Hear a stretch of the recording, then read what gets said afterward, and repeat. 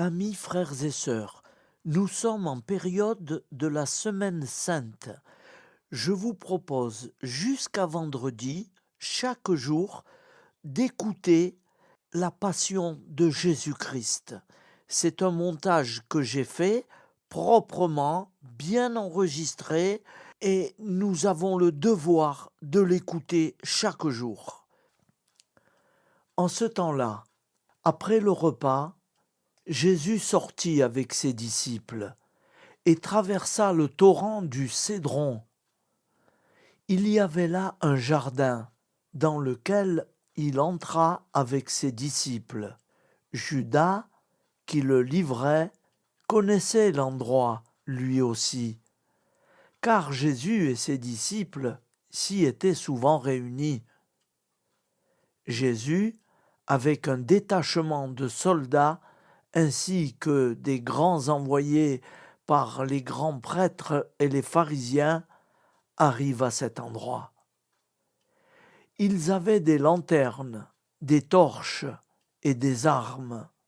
Alors Jésus, sachant tout ce qui lui arrivait, s'avança et leur dit : « Qui cherchez-vous ? » Ils lui répondirent : « Jésus, le Nazaréen. » Il leur dit : « C'est moi, je le suis. » Judas, qui le livrait, se tenait avec eux.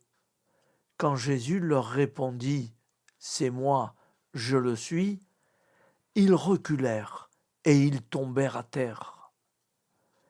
Il leur demanda de nouveau : « Qui cherchez-vous ? » Ils dirent : « Jésus, le Nazaréen. » Jésus répondit : « Je vous l'ai dit, c'est moi, je le suis. Si c'est bien moi que vous cherchez, ceux-là, laissez-les partir. » Ainsi s'accomplissait la parole qu'il avait dite : « Je n'ai perdu aucun de ceux qui m'a donné. » Or, Simon-Pierre avait une épée, il la tira, frappa le serviteur du grand prêtre et lui coupa l'oreille droite. Le nom de ce serviteur était Malchus. Jésus dit à Pierre : « Remets ton épée au fourreau. La coupe que m'a donnée le Père, vais-je refuser de la boire ?» Le commandant et les gardes juifs se saisirent de Jésus et le ligotèrent.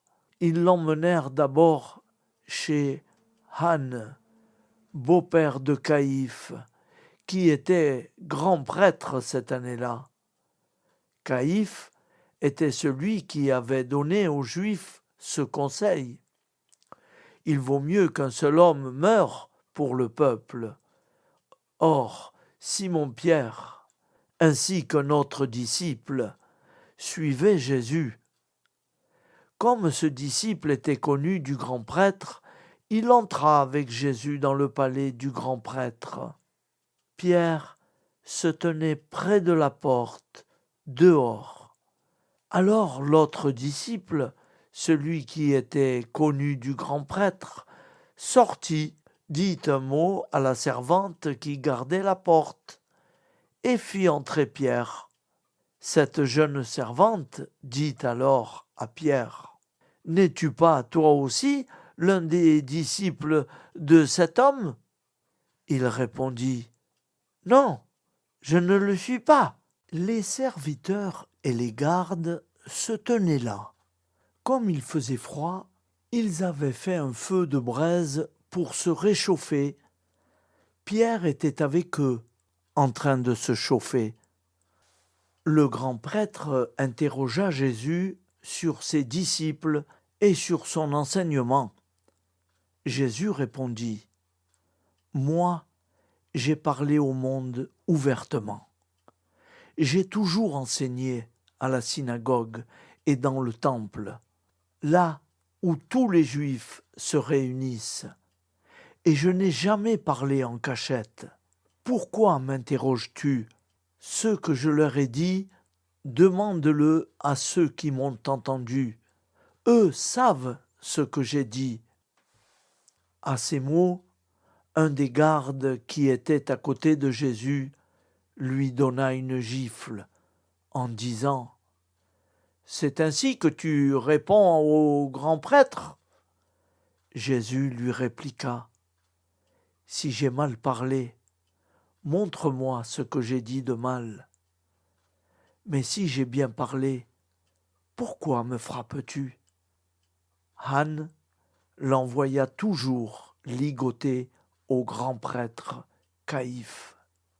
Simon-Pierre était donc en train de se chauffer. On lui dit « N'es-tu pas toi aussi l'un de ses disciples ?» Pierre le nia et dit « Non, je ne le suis pas. » Un des serviteurs du grand prêtre, parent de celui à qui Pierre avait coupé l'oreille, insista. « Est-ce que moi, je ne t'ai pas vu dans le jardin avec lui ?» Encore une fois, Pierre le nia. Et aussitôt, un coq chanta.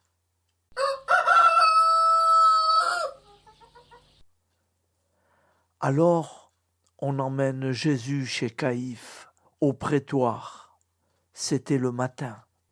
Ceux qui avaient amené n'entrèrent pas dans le prétoire pour éviter une souillure et pouvoir manger l'agneau pascal. Pilate sortit donc à leur rencontre et demanda « Quelle accusation portez-vous contre cet homme ?» Ils lui répondirent « S'il n'était pas un malfaiteur, nous ne t'aurions pas livré cet homme. » Pilate leur dit « Prenez-le vous-même et jugez-le suivant votre loi. » Les Juifs lui dirent « Nous n'avons pas le droit de mettre quelqu'un à mort. » Ainsi s'accomplissait la parole que Jésus avait dite pour signifier de quel genre de mort il allait mourir. Alors Pilate rentra dans le prétoire. Il appela Jésus et lui dit « Es-tu le roi des Juifs ?» Jésus lui demanda « Dis-tu cela de toi-même, ou bien d'autres te l'ont dit à mon sujet ?» Pilate répondit « Est-ce que je suis juif, moi ? Ta nation et les grands prêtres t'ont livré à moi. Qu'as-tu donc fait ?» Jésus déclara « Ma royauté n'est pas de ce monde. Si ma royauté était de ce monde, j'aurais des gardes qui se seraient battus pour que je ne sois pas livré aux Juifs. En fait, ma royauté n'est pas d'ici. » Pilate lui dit « Alors, tu es roi ?» Jésus répondit « C'est toi-même qui dis que je suis roi. Moi, je suis né, je suis venu dans ce monde pour ceci, rendre témoignage à la vérité. Quiconque appartient à la vérité, écoute ma voix. » Pilate lui dit « Qu'est-ce que la vérité ?» Ayant dit cela, il sortit de nouveau à la rencontre des Juifs, et il leur déclara « Moi, je ne trouve en lui aucun motif de condamnation. Mais chez vous, c'est la coutume que je vous relâche quelqu'un pour la Pâque. Voulez-vous donc que je vous relâche le roi des Juifs ?» Alors ils répliquèrent en criant « Pas lui, mais Barabbas !» Or, ce Barabbas était un bandit. Alors Pilate fit saisir Jésus pour qu'il soit flagellé. Les soldats tressèrent avec des épines une couronne qu'ils lui posèrent sur la tête. Puis ils le revêtirent d'un manteau de pourpre. Ils s'avançaient vers lui et ils disaient « Salut à toi, roi des Juifs !» Et ils le giflaient. Pilate, de nouveau sorti dehors, et leur dit : « Voyez, je vous l'amène dehors pour que vous sachiez que je ne trouve en lui aucun motif de condamnation. » Jésus donc sortit dehors, portant la couronne d'épines et le manteau pourpre. Et Pilate leur déclara : « Voici l'homme, ecce homo. » Quand ils le virent, les grands prêtres et les gardes se mirent à crier : « Crucifie-le! Crucifie-le » Pilate leur dit : « Prenez-le vous-même et crucifiez-le. Moi, je ne trouve en lui aucun motif de condamnation. » Ils lui répondirent : « Nous avons une loi, et suivant la loi, il doit mourir parce qu'il s'est fait fils de Dieu. » Quand Pilate entendit ces paroles, il redoubla de crainte. Il entra dans le prétoire et dit à Jésus : « D'où es-tu ? » Jésus ne lui fit aucune réponse. Pilate lui dit alors : « Tu refuses de me parler à moi ? Ne sais-tu pas que j'ai le pouvoir de te relâcher et pouvoir de te crucifier ? » Jésus répondit : « Tu n'aurais aucun pouvoir sur moi si tu ne l'avais pas reçu d'en haut. C'est pourquoi celui qui m'a livré à toi porte un péché plus grand. » Dès lors, Pilate cherchait à le relâcher, mais des Juifs se mirent à crier : « Si tu le relâches, tu n'es pas un ami de l'empereur. Quiconque se fait roi s'oppose à l'empereur. » En entendant ces paroles, Pilate amena Jésus au dehors. Il le fit asseoir sur une estrade, au lieu dit le dallage en hébreu, Gabbatha. C'était le jour de la préparation de la Pâque, vers la 6e heure, environ midi. Pilate dit aux Juifs : « Voici votre roi. » Alors ils crièrent : « À mort, à mort, crucifie-le » Pilate leur dit : « Vais-je crucifier votre roi ? » Les grands prêtres répondirent : « Nous n'avons pas d'autre roi que l'empereur. » Alors il leur livra Jésus pour qu'il soit crucifié. Ils se saisirent de Jésus, et lui-même, portant sa croix, sortit en direction du lieu dit le crâne ou calvaire, qui se dit en hébreu Golgotha. C'est là qu'ils le crucifièrent, et 2 autres avec lui, un de chaque côté, et Jésus au milieu. Pilate avait rédigé un écriteau qu'il fit placer sur la croix.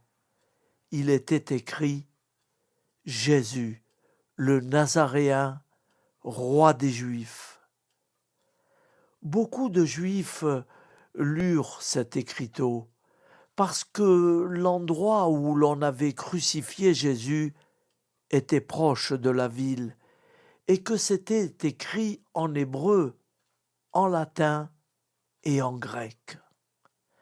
Alors les grands prêtres des Juifs dirent à Pilate : « N'écris pas, roi des Juifs, mais cet homme a dit : Je suis le roi des Juifs. » Pilate répondit : « Ce que j'ai écrit, je l'ai écrit. » Quand les soldats eurent crucifié Jésus, ils prirent ses habits, ils en firent 4 parts, une pour chaque soldat. Ils prirent aussi la tunique. C'était une tunique sans couture, tissée tout d'une pièce, de haut en bas. Alors ils se dirent entre eux : « Ne la déchirons pas, désignons par le sort celui qui l'aura. Ainsi s'accomplissait la parole de l'Écriture. Ils se sont partagés mes habits, ils l'ont tiré au sort, mon vêtement. C'est bien ce que firent les soldats. Or, près de la croix de Jésus se tenait sa mère et la sœur de sa mère, Marie, femme de Cléophas, et Marie-Madeleine. Jésus, voyant sa mère et près d'elle le disciple qu'il aimait, dit à sa mère, « Femme, voici ton fils. » Puis il dit au disciple, « Voici ta mère. » Et à partir de cette heure-là, le disciple l'a pris chez lui. Après cela, sachant que tout désormais était achevé, pour que l'Écriture s'accomplisse jusqu'au bout, Jésus dit, « J'ai soif. » Il y avait là un récipient plein d'une boisson vinaigrée. On fixa donc une éponge remplie de ce vinaigre à une branche d'hysope et on l'approcha de sa bouche. Quand il eut pris le vinaigre, Jésus dit, « Tout est accompli. » Puis, inclinant la tête, il remit l'esprit. Faire un peu de silence.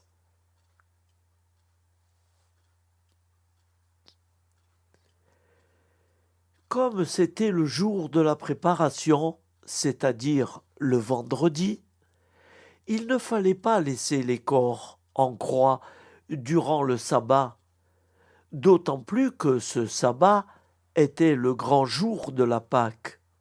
Aussi les Juifs demandèrent à Pilate qu'on enlève les corps après leur avoir brisé les jambes. Les soldats allèrent donc briser les jambes du premier, puis de l'autre homme crucifié avec Jésus.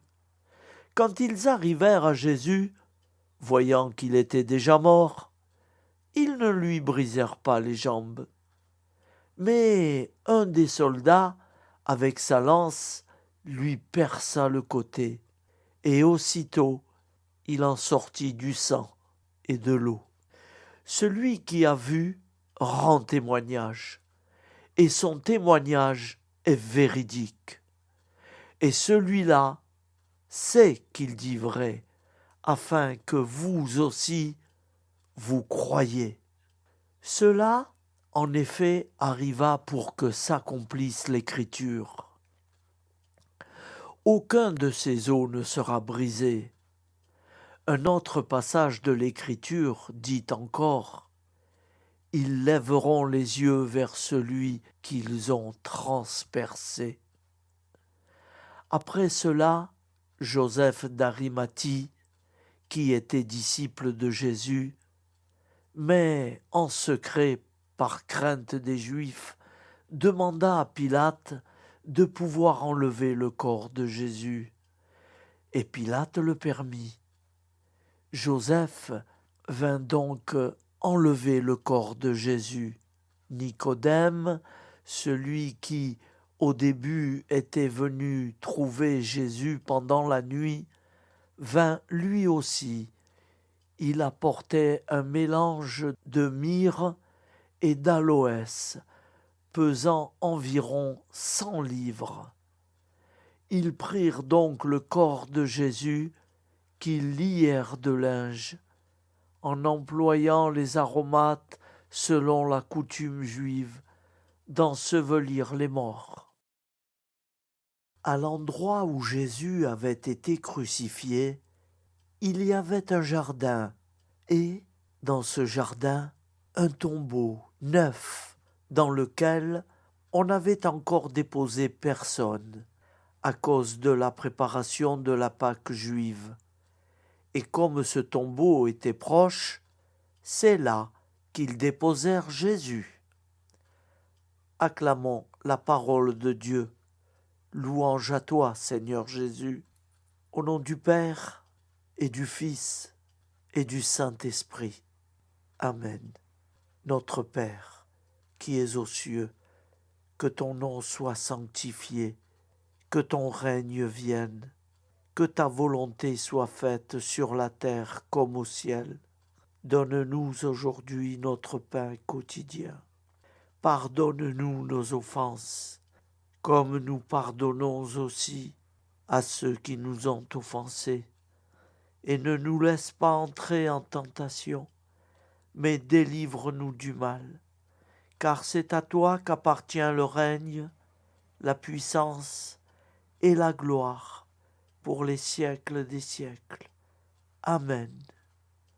Ô mon Jésus, pardonne-nous nos péchés, préserve-nous du feu de l'enfer, et conduis au ciel toutes les âmes, spécialement celles qui ont le plus besoin de ta très sainte miséricorde. Au nom du Père et du Fils et du Saint-Esprit. Ainsi soit-il.